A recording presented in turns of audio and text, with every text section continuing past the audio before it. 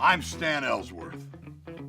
You might have heard me talking about history on American Ride. But today, I want to talk about the United States Constitution, how it came to be, why it came to be, and what makes the United States Constitution a revolutionary document even today.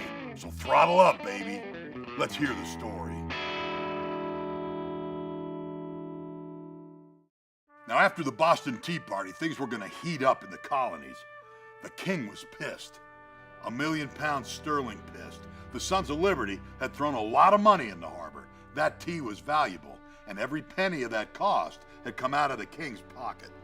The king went straight to Parliament, and he said, "You guys are going to close the port of Boston." Parliament did. They parked 4 big warships right outside of Boston Harbor. Nobody was getting in or out. The king said, "You're going to abolish the Massachusetts Assembly. No more self-government for them." So it was done.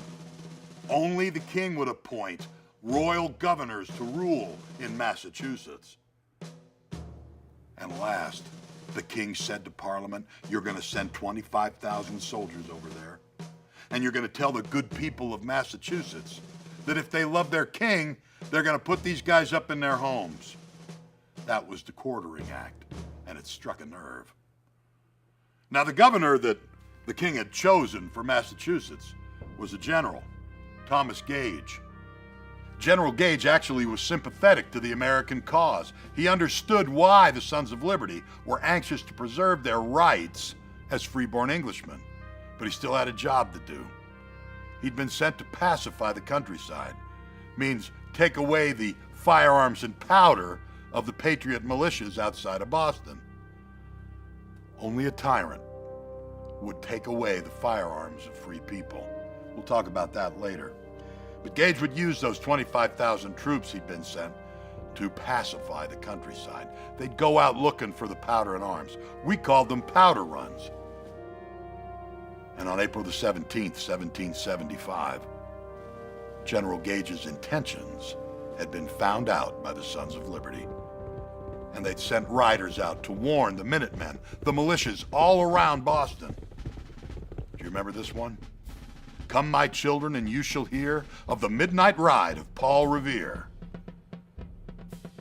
On April the 17th, 1775, Paul Revere and 2 other men, William Dawes and Samuel Prescott, rode to warn the militias that the regular troops were coming. The British were out to seize the powder and arms that the Patriots were keeping in Concord, north of Boston, and to warn 2 of the Patriot leaders, Sam Adams and John Hancock, that the British were going to arrest them.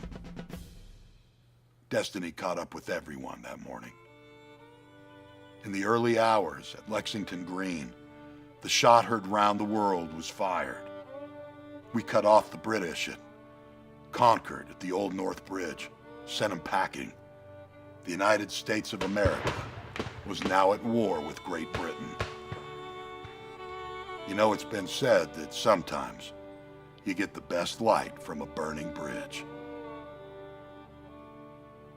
And on April the 19th, we saw ourselves clearly for the first time.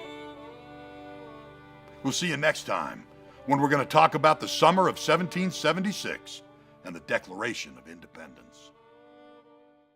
Subscribe now. It's history with attitude and the American story with an edge.